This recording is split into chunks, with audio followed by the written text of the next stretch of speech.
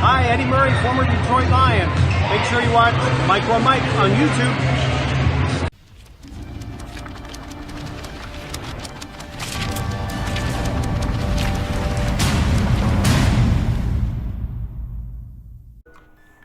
What's going on YouTube? This is your boy Mr. Micro Mike, and today it is the Detroit Lions mock draft 2.0, and I am super excited to get into this. But before I get into the video, if you are new to my channel, please subscribe, hit the bell for all my notifications, and leave me a comment and tell me what you think is going to take place with the Detroit Lions come the draft day. Now, this mock draft was the hardest mock draft that I have ever done, because when it comes to the Detroit Lions, we have a million ways we can go. There is many needs, and it's not free agency yet, so we don't know what we have picked up when it comes to upgrading the roster. So this was extremely difficult. I made rough draft after rough draft, and I finally settled on what I think could go down when it comes to this draft. Now, there are definitely trades in this draft, because in all likelihood the Detroit Lions are going to be trading. With the third pick in the 2020 NFL mock draft, the Detroit Lions trade the pick to the Miami Dolphins. This seems to be obvious. We all know Miami is looking for their franchise quarterback. This seems extremely likely. They got many draft picks. They're wanting to secure their man for the future. The Lions are in the perfect spot to do it at the third pick, and I think that is what is going to take place. Now, when it comes to the compensation they can get, initially I assumed maybe we can just get a late first round pick when it comes to Miami's number 26, and that would be it. However, the more digging I did through and more listening to the aggressiveness that Miami's going to do, I feel that I'd throw in there another pick, just assuming they want to get their guy. They know that the Los Angeles Chargers are looking to get a quarterback, as well as the Indianapolis Colts and other teams out there, so they're going to bid up a little bit more than just a first round pick. So for this trade, the Lions received Miami Dolphins' 5th round pick. We give up our 3rd pick. The Detroit Lions receive Miami Dolphins' 26th pick in the first round, and the Detroit Lions receive the Miami Dolphins' late 2nd round pick, 56th overall. So let's get into it. With the first pick in the mock draft for the Detroit Lions select linebacker Isaiah Simmons from Clemson. He is 6'4", 230 pounds. This guy is a beast, no doubt about it. If he is on the board, this is who the Lions are going to target. He has everything that Matt Patricia wants. He can play safety. He can play nickel if need be. He can rush the passer. He can drop back. This guy is a Swiss Army knife with the speed of a cougar. This guy is insane. Isaiah Simmons is a blue chip prospect with unparalleled versatility. His unbelievable length and athletic gifts make him a sensible fit for a number of positions, including the Mike, Sam, strong safety, and nickel linebacker in coverage. Simmons has explosive qualities and will be a massive asset versus the run and pass alike. He is a game-changing player who should be coveted as a 3-down linebacker hybrid defender that can be pivotal chess piece for Matt Patricia going forward in 2020. This seems to be a lock. Now, if he is gone, we trade back and the Giants take him with the 4th pick. We can go somewhere else. I do believe that he will be available, because the New York Giants really do need a lineman there. There's Mekhi Becton. They can go so many routes to protect their quarterback and run the football. So I think we will still get him at 5. No doubt about it. Make the trade. Get the player you covet. With the next first round pick, number 26 overall, the Detroit Lions select Neville Gallimore from Oklahoma. He is 6'2", 304. This guy is a straight monster up the middle. Snacks Harrison's gone. Ashawn's probably gone. We had injuries when it comes to Deshaun Hand. We had injuries when it comes to Mike Daniels, who's probably gone. We need to get a big man in the middle for the 3-4, and this is what this guy can do. Neville Gallimore is a disruptive in penetration style in defense system from Matt Patricia. Gallimore isn't necessarily a huge finisher, but he has rolled up huge production in the backfield. But make no mistake, his initial quickness, power, hand counters, and motor will provide plenty of disruption up front, even from teams looking to collapse the pocket, get to the opposing quarterback on their heels. Gallimore is a viable 3-down ability thanks to his short area agility. He is most definitely an NFL starter. He fills a hole. I'm assuming that many other players who the Lions may covet when it comes to the defensive tackle is gone, leaving him here. Initially, a month ago, I assumed we can get Gallimore in the second round. I no longer assume that. He's going up draft boards. I think he will be there with the 26th pick. But make no mistake about it, if he is there and we have that pick, that would be a fantastic selection to shore up that defensive line. Now, the Detroit Lions' second round pick. It's the third pick in the second round. Their original pick, 35 overall. This was the most difficult selection I had in this draft. The Lions can go many different ways here. We can go running back. We know the issues that takes place. This is what I initially had as a spot for the Lions to snatch a running back. However, retooling and rethinking, I think the Lions could pick up a free agent running back before the draft who would be fine when it comes to Bo Scarborough and Kerryon Johnson. I think that would be a smart and wise idea. If they don't do that in free agency, pay attention to this spot. This could be the spot where the Lions select a running back. But since the Lions picked up a running back in my free agency prediction here, instead they're going to shore up the offensive line by selecting Salomon Kinley from Georgia. He is 6'4", 336 pounds. He is a heavyweight boxer in the interior. He pairs incredibly well with another power player like Andrew Thomas to give Georgia Bulldogs an ample punch in the ground game off to the left. Kinley is a ton of pop on his hands, provides ample anchor, allowing him to either roll through contact, carry his momentum forward, and sit down on chargers when he is in pass protection. He pleasantly is mobile when forced to work laterally.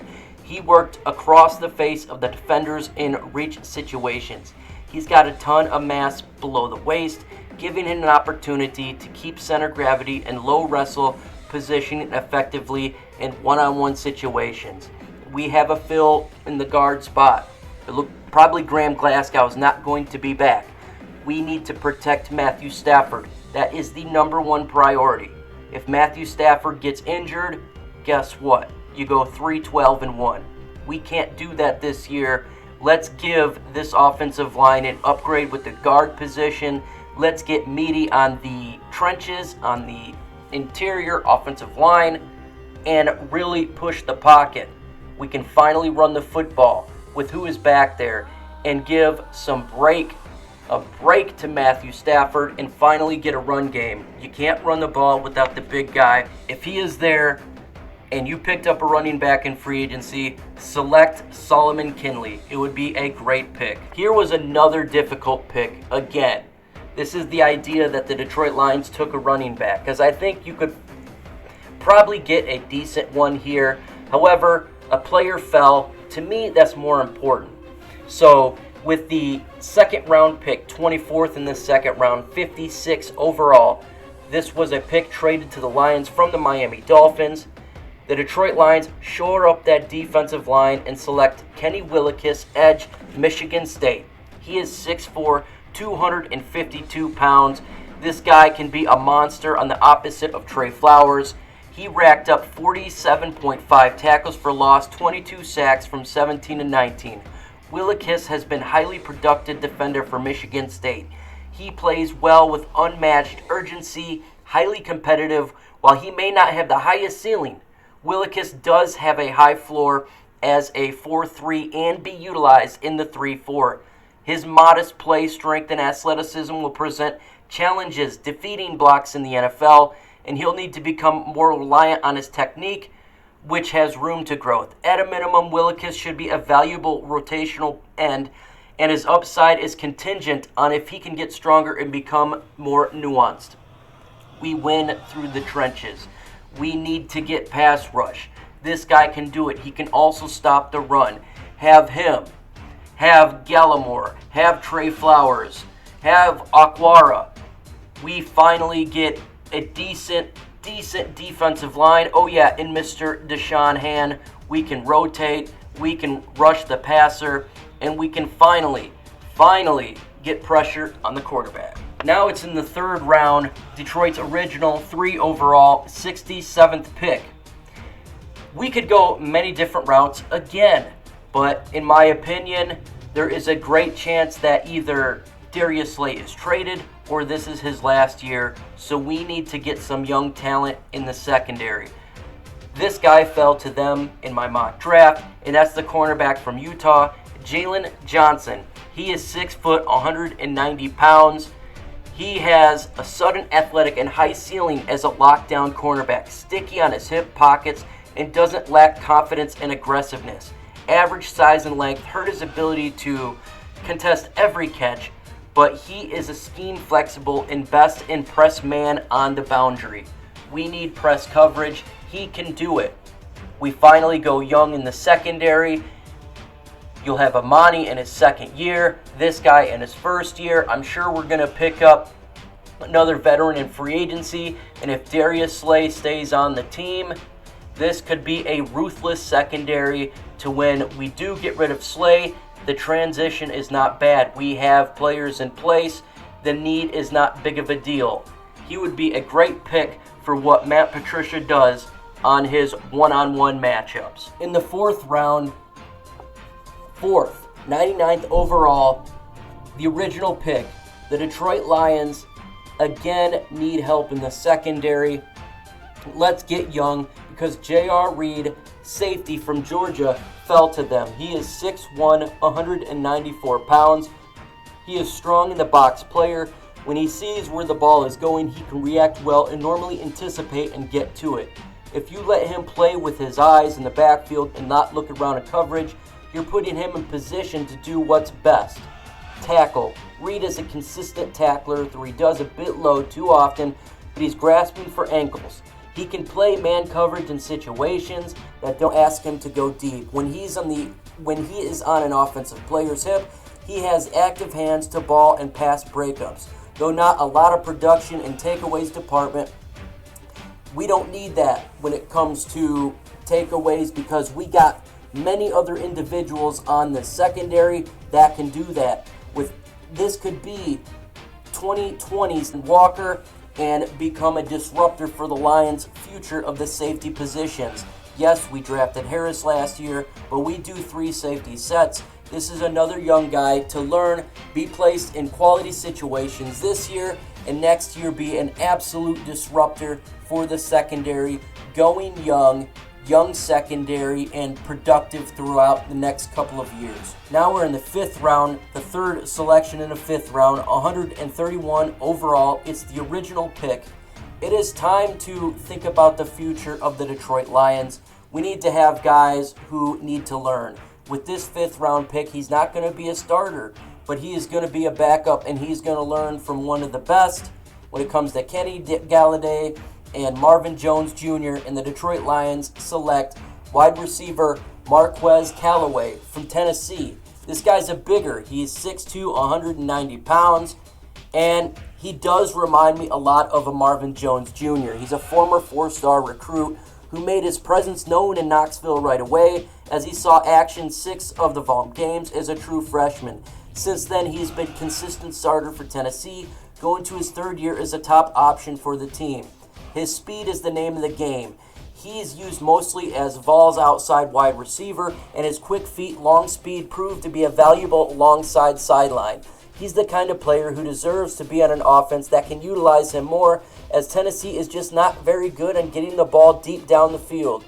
He can make some crazy catches with both on 2 hands, great when catching through traffic in the air. Also, he is extremely fast. There could be competition when it comes to punt and kick returns, He has that ability to do that as well on special teams. He will be an asset to groom to be possibly the next Marvin Jones for the next year when he is no longer on the team. Now, with the next 5th pick, this was originally Seattle's pick when we traded Diggs. It's the 27th pick in the 5th round, 155 overall. And guess what, folks? Yes, I went punter here.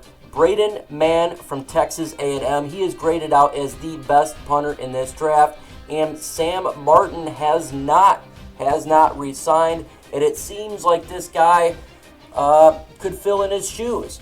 He is a career average of under 49 yards a punt. He's outstanding at 54.3% of his punts that went 50 plus. Open field tackler, 10 solo stops. He's a good directional punter, adequate touch-toe speed, handles kickoff duties, hitting 60% of his touchbacks, has a pooch technique to kill footballs near the goal line. Mann was a premier field flipper in college football with the touch and talent to stick the opposing teams near the end zone on pooch kicks. He offers additional value handling kickoffs and is an above-average open field tackler. He may need to sacrifice some distance for some bitter hang time to prevent out blasts in his coverage, but he has a chance to be a top 5 punter in this league. We understand that punters are NFL players, and I understand that it's taking a punter in the 5th round is not that great, but it's really extremely important to push offenses back as far as they can and give them flip the field position for our team. If Sam Martin doesn't re-sign, we need to think about getting this guy for the Detroit Lions. With the final pick for the Detroit Lions, that's in the 6th round. It's the 3rd pick in the 6th round, 163 overall. The Detroit Lions are getting a individual who can compete to make the team, and that will be interior offensive line Tyree Phillips from Mississippi State. He is 6'5", 342 pounds, and we need a developmental player who can be on the offensive line for the future. We understand what's taking place when it comes to the Detroit Lions offensive line. It's very important that we get competition in there and maybe find a diamond in the rough. When it comes to this player, he has the size, he has the strength, but he is definitely a developmental player and compete to make a 53. We know when it comes to injuries, it's very important to have backups, and I believe he can do that. Now, folks, I hope you enjoyed my Detroit Lions mock draft 2.0. Again, this is pre-NFL free agency. It is going to change when we find out what takes place. If we don't pick up a running back in free agency, expect to get a running back in the next mock draft that I do. If we pick up more defensive linemen, things can change. We just got to see what takes place. It's very crucial to understand what's going on in free agency to determine what the Detroit Lions are going to do in the NFL draft. With that said, tell me what I did right, what I did wrong, players that could be a steal that I didn't talk about. Let me know. With that said, folks, adios.